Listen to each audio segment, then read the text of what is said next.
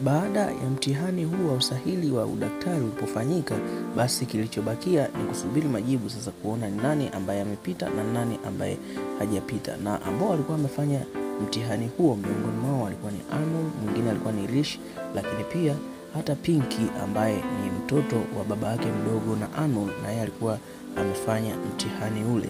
Na matokeo sasa yalikwenda kutoka. Baada ya matokeo kutoka, tunaona walikuwa na furaha sana kabla ya kuangalia matokeo hayo, na tunaona wa kwanza kuona matokeo yake alikuwa ni Pinky. Pinky alionekana akiwa amefeli. Mama yake alimpiga sana na kumlaumu kusema alikuwa hasomi na wala alikuwa hafanyi chochote, na mama yake alikuwa anamuhimiza asome, kwa hiyo amekwenda kuaibisha sana.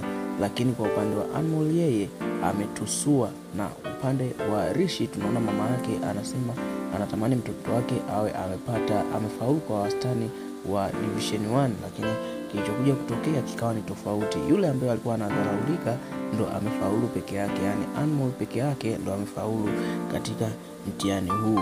Ilikuwa ni huzuni sana kwa Tatawale, kwa sababu Tatawale alikuwa anaamini mtoto wake ni mzuri zaidi kwenye upande wa kusoma, lakini imekuja kuwa tofauti kwa sababu Arnold ndo amekuja kufaulu, na walikuwa wanamdharau wakisema kwamba Arnold yeye kwanza ni mtu ambaye hayuko sawa kwa sababu Arnold yeye ni mfupi.